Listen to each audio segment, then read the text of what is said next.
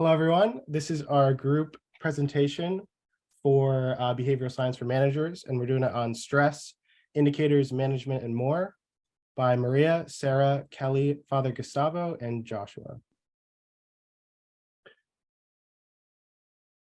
So to start things off, what is stress? Stress is a psychological response to demands to possess certain stakes for a person and that tax or exceed the person's capacity or resources. And then stressors are the demands that cause people to experience stress. So we've all experienced stress before, and there are two types of stress. There's that positive kind of stress, and then there's that negative kind of stress. So for me, that positive kind of stress, that's the kind that mobilizes me. It's when my adrenaline starts pumping through my veins, and this is known as eustress. On the other hand, there is distress. This can be intense, it can be frequent, it can be prolonged stress. And unfortunately, this kind will eventually lead to strain. And strain is that idea. Josh, I'm sorry. jumped the gun. And stress is that idea.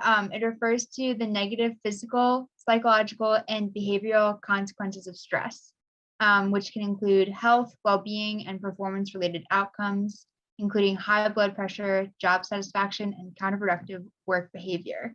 So we do not want strain.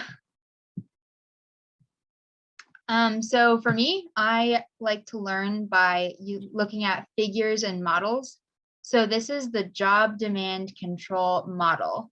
It's set up 4 quadrants, and it shows the interaction of work characteristics that are responsible for the development of stress. So basically, looking at this from a high level, there are kind of 2 intersections here. There is your decision latitude and your job demands. So if your job is very demanding and you have a low decision latitude, then there will be high strain because you only have a small capacity to make decisions when your job is so demanding. Now, on the other hand, if your job is not as demanding, it's low, you can see in the upper left-hand corner, and you have a high decision latitude, this will in turn lead to low strain, not as much stress here. And then we also have kind of an active nature and a passive nature as well. And you can kind of follow along the quadrants with that.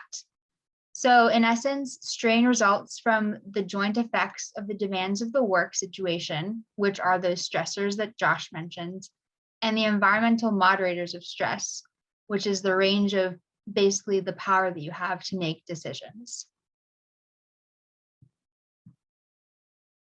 And then here we have another model, which is the person environment fit model. So it's kind of the same ideas, just like a different way to look at it. So strain occurs when there is this kind of discrepancy between the motives of a person and the supplies of the environment, so what they have at their disposal. On the motive supply dimension, strain should theoretically increase when there's an increase in sufficiency of motives, of supplies for motives. And then we have types of stressors. So basically, those are all kind of workplace stressors. Because this is organizational behavioral science for managers, we want to kind of look at stress in a workplace dimension. So we have physical work environment, job content, organizational factors, and extra organizational factors. And we will look at basically these in depth. So work environment or physical stressors. These result from, they can be directly physiologically related or psychological, so discomfort and threat. They can be things like physical and chemical hazards in the workplace, or physical danger, too much exertion in the workplace. And then ergonomics, which we'll take a look at in just a second. Another type of stressor is job content. So this could be what is a part of your job. So your workload, making deadlines, making decisions. Another aspect of this is structural factors like forced overtime, amount of work during a shift, and the pace of the shift. So this is that ergonomics that I just mentioned. So it's people's efficiency in their working environment. Here you have like a good diagram that you can look at. Basically, it's this idea of if you're more comfortable, if things are more in place, then there's less stress, even like stress on your eyes looking at the computer. So you really want your ergonomics to be in place for less stress. And here we have more types of stressors. Organizational stressors, they can be structural or they can be work role factors. So things like little job security, basically a flat structure in an organization is when you have dead end jobs and there's no way to basically have promotions and pay raises. There can be a lack of participation in decision making, role conflicts, responsibility. You feel that there's like a responsibility for others in the workplace, role ambiguity. And then lastly, you have extra organizational stressors. So these are stressors that could affect your performance in the workplace. They come from home and community. So it can be your commute to work and noise and activity that lead to lack of sleep as well. And then it's also important to consider management as a type of stressor. So this can occur when leadership styles differ from how employees work. So leadership styles that are not friendly or supportive, or where employees don't feel respected, is a type of way that management can be a stressor. When there's a lack of transparency in the structure, when there's again that low decision latitude that we looked at on the diagram, when there are unrealistic demands placed on employees, when there's poor communication from management, when people are not feeling appreciated, or where there's an effort reward imbalance. These are all stressors that can occur that management has the ability to control.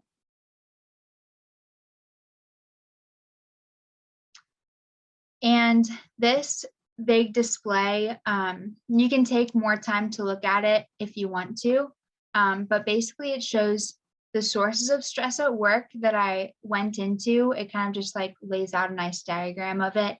And then it goes into the effects of stress, which we'll talk about in a second, but just kind of an overview. Things like physical, it can be high blood pressure, high heart rate, or it can be psychological. It could be job dissatisfaction, reduced aspiration, and more. And just looking at one of these, I thought that this was pretty important because it's kind of the root of many other effects of stress, and it's called the metabolic syndrome. It's basically a risk increaser for disease. So again, it's kind of that root, and then the other diseases are the sprouts of this metabolic syndrome. So some of these effects could be abdominal obesity, high blood pressure, insulin resistance, and these all result from that metabolic syndrome. So an interesting fact, with chronic work stress, men are 2 times as likely to develop this syndrome, and women are 5 times as likely. Prolonged exposure affects the autonomic nervous system and neuroendocrine activity directly, which will develop into the metabolic syndrome. So as Maria was just pointing out all the effects that stress can have on you, the question is, how can you manage stress in your workplace? So there's some things that you can change, your situation or yourself. We're going to talk a little bit about how we can change some of those and how some of those things can't be changed. So sometimes changing things in your workplace is not always within your control. There are some things you can change, but some of the examples of things you cannot change is if you work in an industry where you have high pressure deadlines, there are changes within your organization that are out of your control that may cause you stress. There's noisy work environments, such as if you work in factories, schools, somewhere like an airport, ground staff, and also if you have lack of support from managers. Some of the things that are within your control to change is active coping and rest. And some examples are shown there, and we'll talk a little bit more about how some of those actually have data to support the change in your stress. So what can you control regarding your work situation? Well, you could talk to your supervisor, and there's you can read through the list here and see some of the things that you can talk about, because sometimes with your supervisor, they cannot change something if they don't know it's broken, so they can't fix it. There's also sometimes available training that your workplace may have that you're not aware of. You can also find support, reaching out to a family member or a friend, or even a coworker. There's professional support if need be. You need to take time to recharge. So a lot of times, I know where I work, people accumulate vacation days, and there's a maximum you can accumulate. And I myself have maxed out, and I kind of quit accumulating days. So you should use them because they're there for a reason. And this is a great lesson for me to learn. You can also recharge by staying healthy, your diet and exercise, and make sure you get plenty of sleep. And also finally, adjusting your attitude. Stay organized, focus on the gratitude that you have of your job, what is right with it, and not always what is wrong with it. And so this was a study that was done on a list of medical interns. And as you can see, the top 5 stress relieving methods they use: the holidays, the peers, sleep, hobby, and family support. These are all things within your control. So these are the 5 significant stress relieving methods, and they're all things that you can control to decrease your stress. And this graph is yoga. So yoga or exercise. This was a study done for an 8-week yoga program. And you can see at the end how significantly stress was decreased after that 8 weeks by joining the yoga program. So this goes back to the exercise, stay healthy, things that are within your control to change to manage your stress. And organizational versus individual stress management. So the organizational stress management, the organization creates your stress. So they can help you relieve some of that stress. But that goes back to making sure that your organization is aware that there is stress for them to fix it. And you can read through some of the examples here of the structural interventions and the psychological interventions. Structural, of course, is more of the workplace environment, and psychological is showing your employees how to decompress. By example, not to email them on the weekends, not to expect them to work extra hours, not to expect them to work on the evenings and the weekends. And as individual stress management, of course, there's training courses, and there's also psychology services, such as the professional counseling that maybe your business may offer to their employees. So as Maria already discussed, there are several different stressors that affect us as individuals. And the book discusses why some of us may experience more stress than others. So I'm going to focus on the transactional theory of stress, and this defines the stressors, how we perceive and appraise them, and how individuals may respond to them. So the textbook tells us that when individuals are facing stressors, the first reaction is going to be primary appraisal. And this involves how significant or relevant that stressor is to us as individuals, like the effect it has on us. The steps are first evaluating if there is stress, and if there is stress, how are we going to cope with it?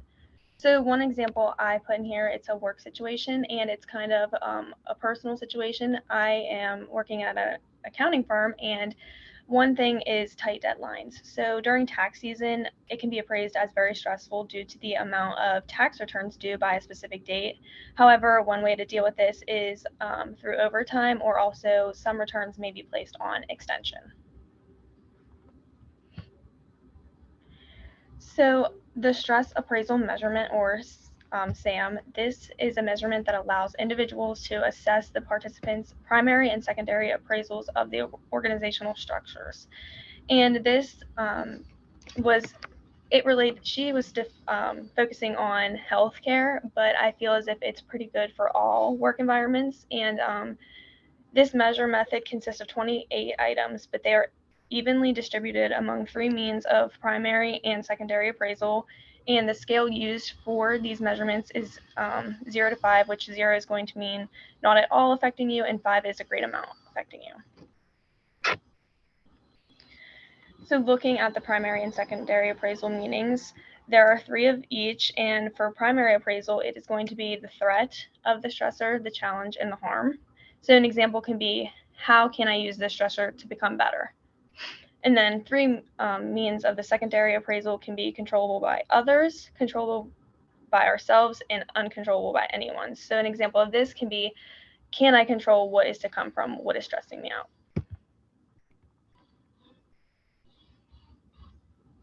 So the stress model, it provides a 3-step model of stress management. Specifically, this is, like I already previously said, it's addressed to healthcare leaders. However, it can be used and adjusted to pertain to all management leaders. So the 3-step model is first, personal stress management, second, stress management in teams and organizations, and the last is stress management and systems transformation. When it comes to stress, the process of ease and adaptation begins with the individual leader developing stress management. So whenever we work on how to cope with our own stress, it helps us help the team and company as a whole. After we develop these stress management components on ourselves, we can then help others. And it is very important to start with ourselves, and then the team, and then lastly, the system transformation as a whole. And lastly, there are different coping strategies. The 2 methods are behavioral and cognitive. So with these 2, there is problem focused and emotion focused. And when for behavioral problem focused, we can look at working harder, asking for help, and looking for other resources. When I look at problem focused, I would say out of these 3, asking for help is a big one, because nobody should ever be afraid to ask for help. And then emotional focus for behavioral can be engage in other activities, again, ask for help or express anger. And I feel it is important, especially in a work environment, to express your feelings, not only of just anger, but any kind of feeling you're having. Sometimes it helps to talk about that. And then cognitive, we have under problem focused, we have strategize, self-motivation, reevaluate priorities. And then under emotion focused, we have avoidance and ignorance, glass half full, which is basically just have a positive outlook rather than a negative. And I feel like it's easier for us as individuals to look at things from a negative point of view rather than positive. And then lastly, reappraising.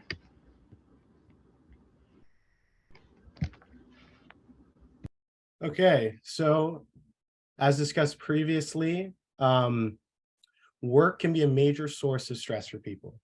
In fact, studies have shown that upwards of 94% of workers in the United States report experiencing stress at their workplace. And the coronavirus pandemic has only increased this problem, with more than 70% of American workers reporting that it has been the most stressful time of their career. The coronavirus pandemic has compounded the usual workplace stressors, such as job insecurity, heavy workloads, tight deadlines, inadequate work environment, and financial troubles. Many businesses have turned to pay cuts, furloughs, and operational changes to save resources, leading to a smaller workforce that has to bear the burden of the heavy workload. This, combined with the social isolation of working from home, has only increased employee stress levels. So some strategies that an employer can use to reduce workplace stress would include having access to wellness programs and services and promoting a healthy work-life balance, as well as offering flexible work environment. So that would be things like, first of all, a flexible work hours, as well as employers can send their employees with resources such as webcams, computers, monitors that would help them fulfill their work tasks from home. Also, implementing a system of checks and balances when delegating work and assigning tasks, such as rotating high stress and low stress tasks among employees. So this would ensure that no one is consistently overburdened and that the workload is distributed evenly. Also, another thing that is super important is creating a sense of community among employees, both remote and on-site. So this can include organizing some type of team building activities over Zoom or other telecommuting platforms. One little personal experience about this is I know that the company that my brother worked for would send Uber Eats gift cards to all their employees, and they would have lunch over Zoom together. And it was safe for them, and they were able to collaborate with each other, and that in general improves morale and fosters a positive work environment. Now, so far we have talked significantly about stress, but in order not to lose sight of the goal of our presentation, it is important to highlight that stress is not only a concern for health professionals. Most governments, CEOs, and manufacturing companies around the globe increasingly recognize that it is necessary to establish policies regarding work environment and especially stressful work situations and conditions. As Joshua previously mentioned, COVID-19 is one of the most recent paradigms on regard to this topic.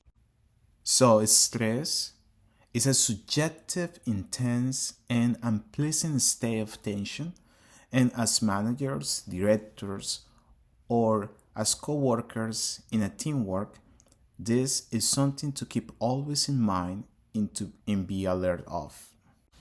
So to talk about stress and stressful working conditions, it is always important to see it in comparison to its opposite.